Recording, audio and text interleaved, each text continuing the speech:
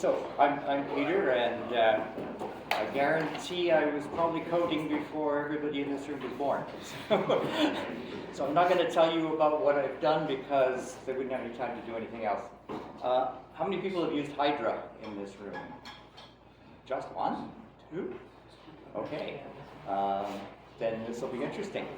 I was at OpenHDMI a couple of weeks ago, and I saw somebody, maybe you, doing something with Hydra, and I said, that's neat. I saw the URL, so I went and found out what it was. So, it was really cool. So let me just show you a little bit of what Hydra is, and we'll go from there.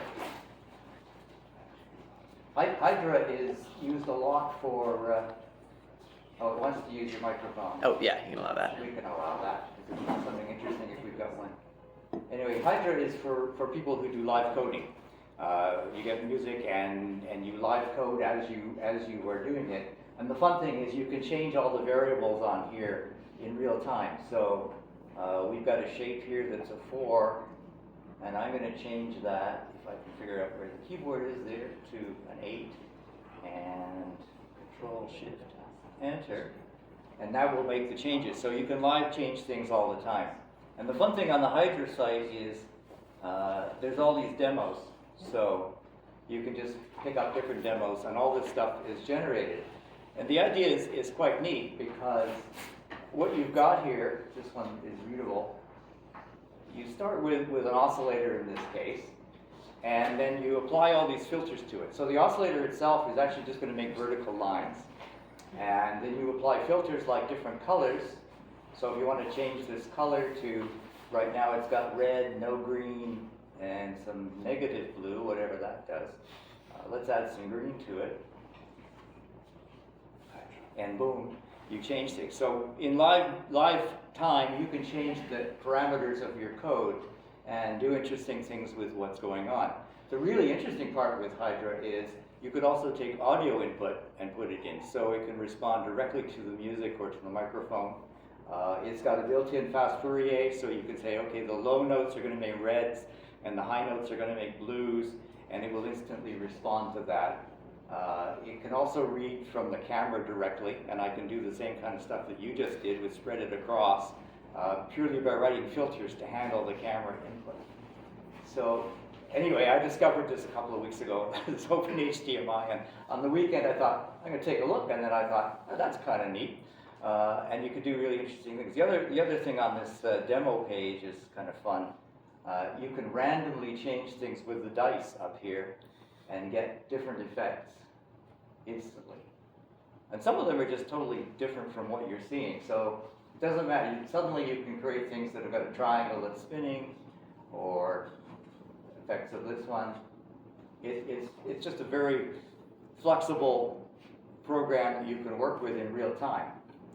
So let's go back to where I was. Actually, I'll just run this one. I wasn't going to, but I will now if it runs. And then we'll go to what I really want to do. Okay, so now we've got this camera, and as you can see, it's just scrolling across whatever is in front of the camera at some particular point. So, but you can see that you can apply these filters and do all kinds of crazy stuff with the image. And I saw this at Interaccess once before, where somebody was doing it, and they had the camera out there, and then people were moving around, and it was going all the way around the room on their 360 degree thing. But what I wanted to talk about was, I've always wanted to do things where multiple people could interact on what's happening. So I thought, with Hydra, how do I turn off reactions, whatever that is? Yeah, just click that X. I'm hitting that X. Go away. It really wants to. Maybe if you click on the video Doesn't thing, like it. the green video. Oh, there we go. Okay, anyway, so I've always thought about, it would be fun to do things where multiple people can interact with something like this live coding idea. And when I saw Hydra, and I could put my own input, and by the way, that whole thing is just JavaScript. So those filters that you see are literally lines of JavaScript. So you can intersperse your own JavaScript right in there with that code. And I thought, well, why don't I intersperse read from my own source from other people's phones? So here's the control. And the top line will, well, why don't anybody who wants to play, there's the QR code.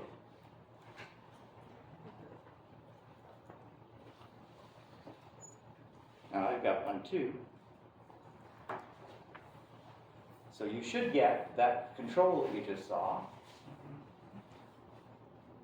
And so the top line, if nobody does it at the same time as me, controls the centerpiece and controls whether you get a triangle, which should be a triangle by now. Why are we not oh, because I bought it offline. Let's put it online first. Okay, boom. So the top line will control the shape in the center. The next line controls kind of how many colors come out of that centerpiece. And the bottom line will control how small or how large the object is in the middle. So people could play and watch to see what happens here as multiple users change the game. Now, right now it's polling once a second, so whoever was the last person to do something, the once a second when it goes and reads, it will have done your effect.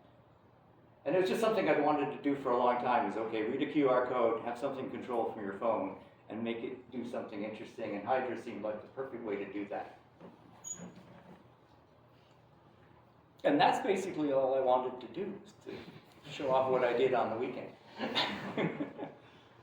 So in terms of coding, there's some JavaScript. The JavaScript goes and calls my server, and there's a PHP program that your QR code is being sent. Whenever you change it, it sends it back to the server, and it records the DOS numbers that were done. Of course, once I did this, I did things where I can save it. So if I get a really neat one, I can save it so I can look at it later.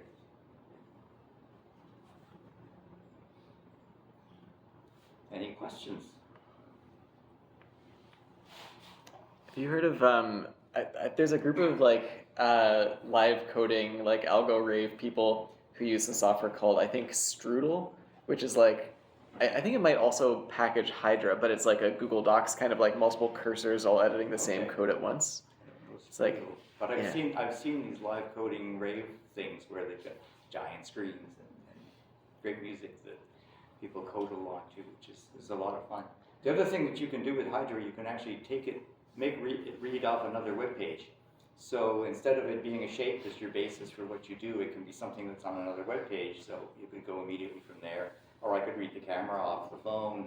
Or one of the things I had in mind was people could draw things on their phone, and that would become the basis of whatever comes up on here. So hey, lots of things you can do with it, and it just seemed like fun. So I thought I would show it off. Dumbfounded, no questions at all. Have you got some time? I'd like to show some other things if we're not running out of time. If I can go back to here. I'd just like to show what I did during COVID. Does backspace work? Where's backspace on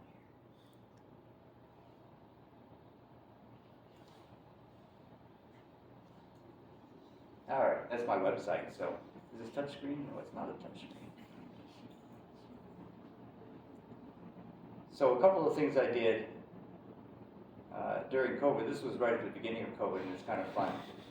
I built a COVIDometer. You're sitting at home. You've got to do something interesting, right?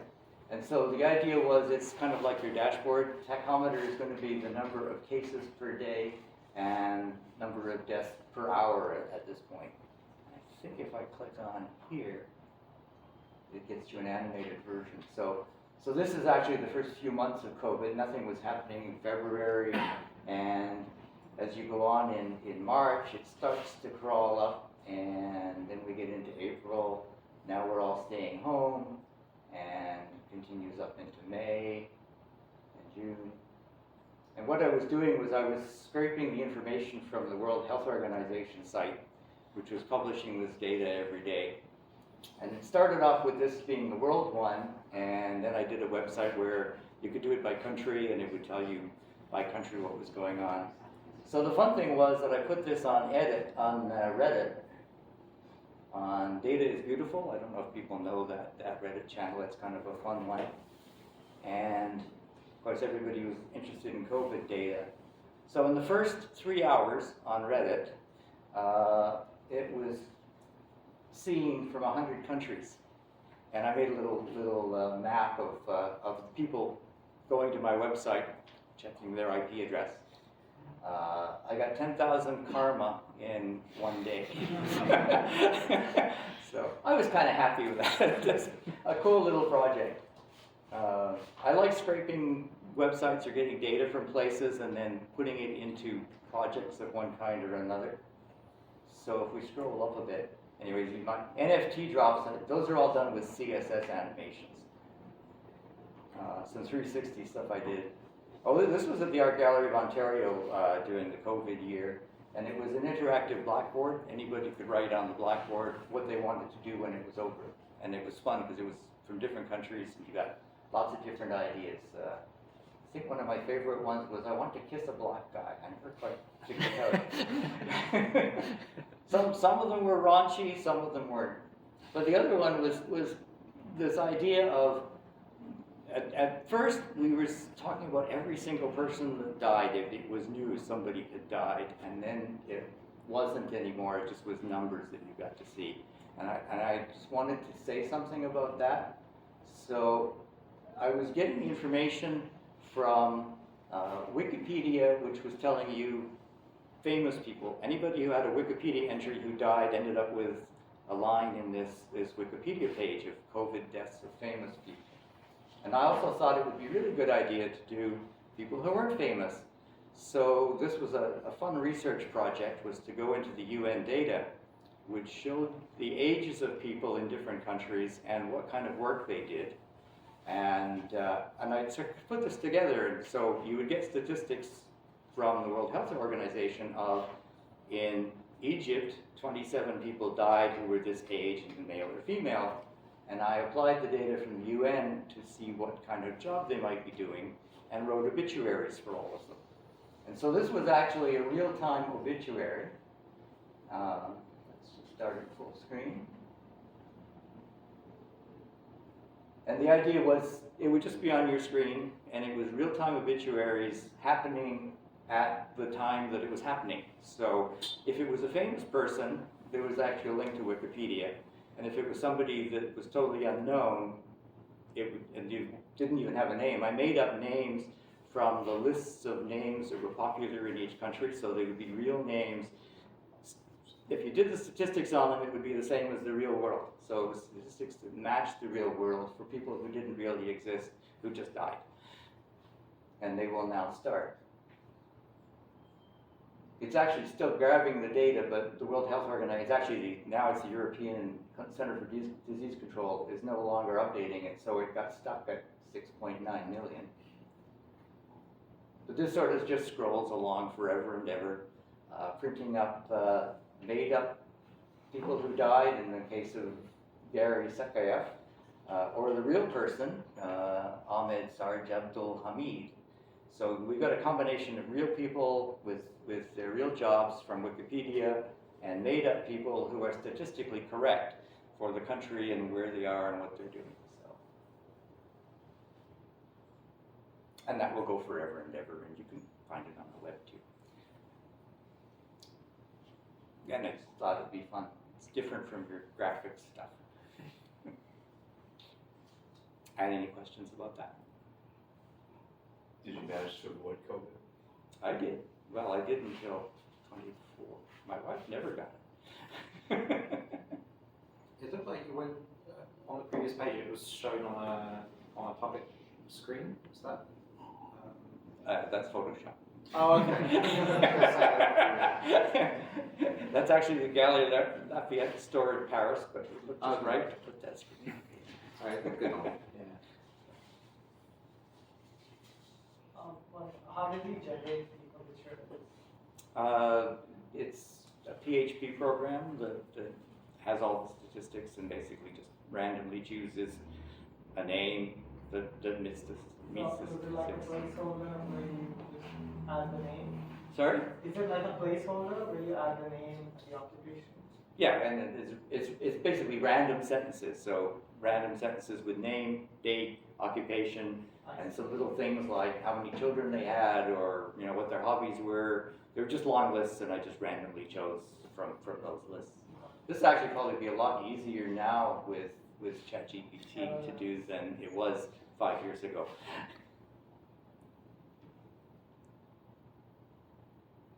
Good. Well, thank you.